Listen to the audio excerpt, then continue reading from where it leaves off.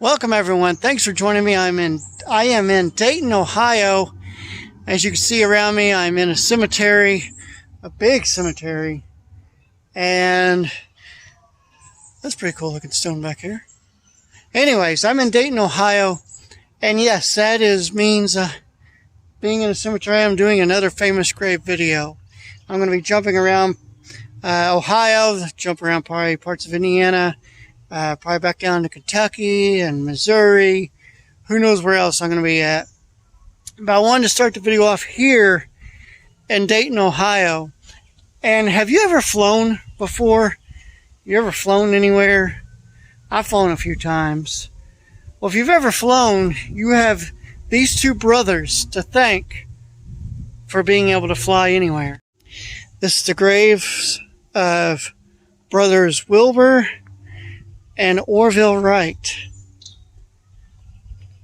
And like I said, they're the ones who, the fathers of aviation. They created the first airplane and actually flew it. I actually flew in December of 1903. Not very long and not very high up, but it did fly. And they kind of created out some old bicycle parts and stuff like that. And it actually worked. People were amazed by it, that people could actually fly. But they have definitely earned their place in the history books. Wilbur sadly passed away in 1912, not too long after they did their flight. But Orville, of course, passed away many years later in 1948. But the whole family looks like it's buried here.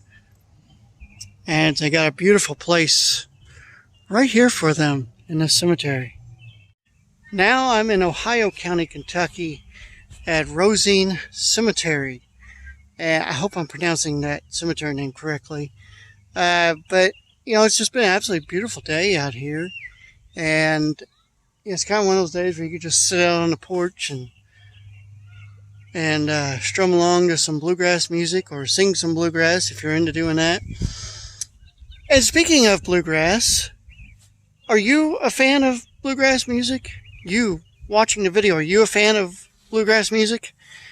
I like some bluegrass music. I'm not a huge fan of it, but I do like some of it.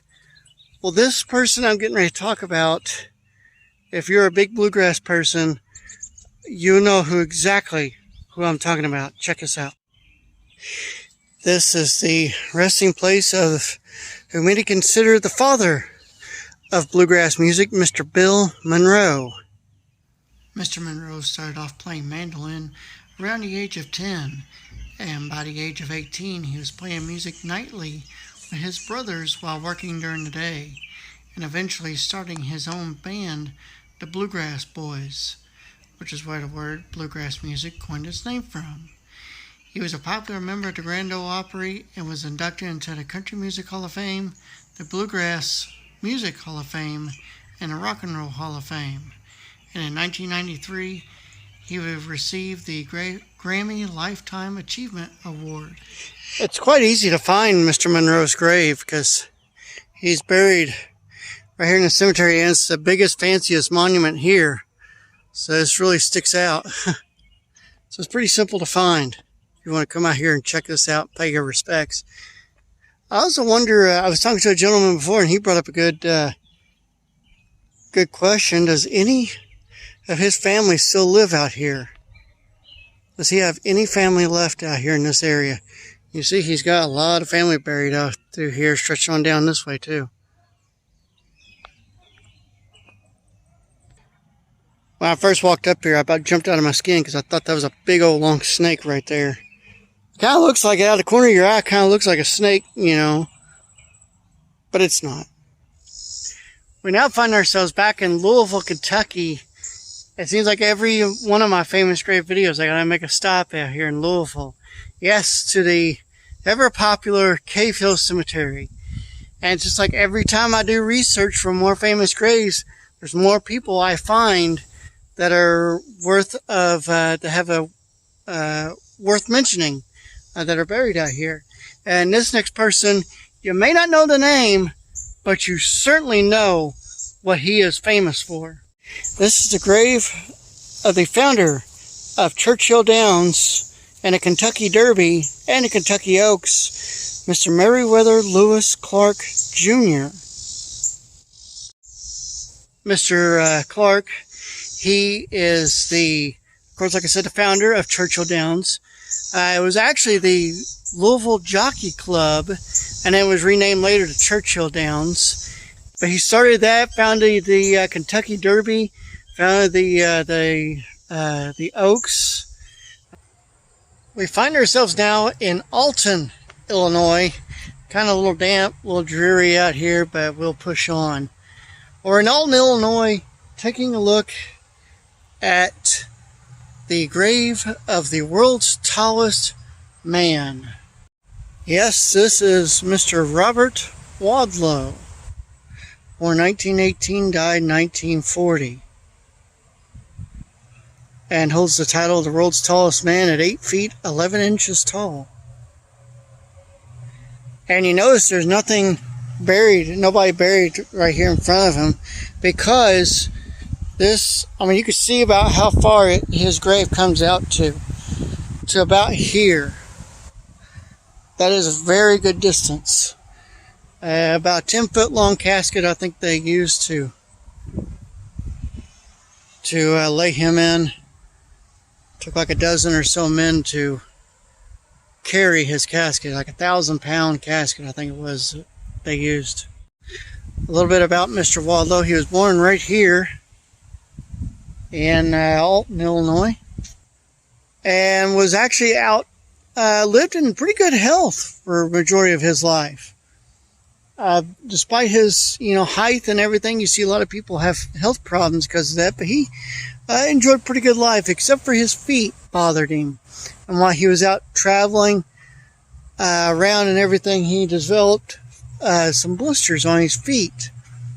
And he went to a doctor, and they performed some surgery to treat those blisters and did some work like that. But sadly, it was the blisters that killed him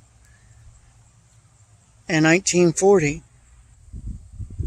And about 40,000 people attended his funeral. And local businesses throughout the area closed voluntarily for his funeral. We push out of Illinois and we go even further west out to Branson, Missouri, and we find ourselves now at Ozarks Memorial Park. If you're a big country music fan, you're going to recognize this next person right here. This is the final resting place of Mr. Liesl Martin, otherwise known as Boxcar Willie. He was a Master Sergeant of the United States Air Force, and got his start at a young age playing music and everything, and he joined the Air Force, and he spent over 20 years serving, and he retired out of the Air Force and picked back up performing and everything, and after he got out of the service, and he got very popular and really made it big out here in Branson. Had his own theater for a while, performing different shows as the hobo Boxcar Willie.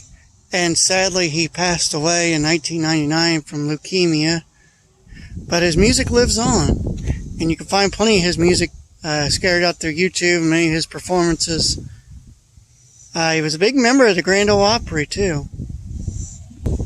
You can see where a lot of people have left coins. Out of respect, I have left a penny there.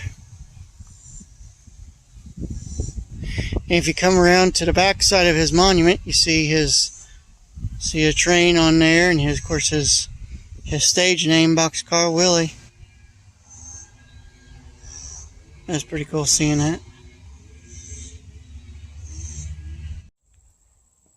Now we come to Spencer County, Indiana, and I have spoken about President Abraham Lincoln before.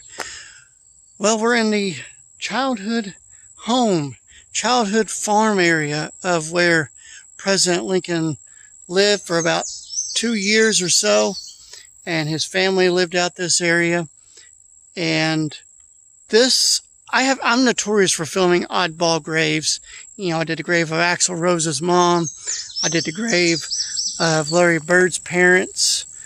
Well, this grave is just like the others. Kind of a different kind of grave, but still pretty well known. This is the grave of President Abraham Lincoln's mom, Nancy Hanks Lincoln. She was only 35 years old when she passed, and she is buried right out here at Lincoln State Park. You can come out here and pay your respects. You see many people have thrown coins out there, pennies. She's only 35 years old when she passed. She died of milk sickness, and that comes from a plant, a white snake root. No, not the band White Snake, a actual plant, perennial, I think it is. It's very poisonous, and if cows ingest that, it could be transferred to humans, to their milk or their meat, and that's what she passed away from. And sadly, she died, I think, she died about 2 years after they moved here to Indiana. And there's really no, after she passed, there was no preacher or nothing out here. Thomas Lincoln, Abe Lincoln's dad, built the coffin and everything, and they transferred her up here. It was just a little, probably about a mile or so from the actual farm, and buried her right here in this cemetery. And you can see other people have been buried out here as well since then. You know, when you're doing these adventures, you never know who you're going to run into, and you're going to make new friends. And I made a new friend out here. Well, I've been out here, hanging out here at Lincoln Park. This beautiful horse. She don't have a name. I don't know her name.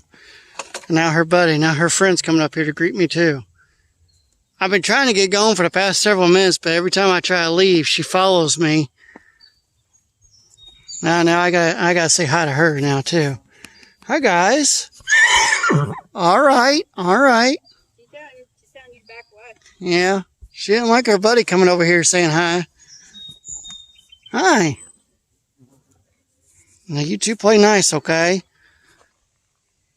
Hey, you know what? I could tell a train's been through here because I could see its tracks.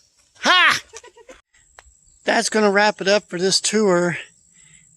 And I hope you enjoyed this as well as I did. So I want to thank you for joining me, and I will catch you guys next time. See ya.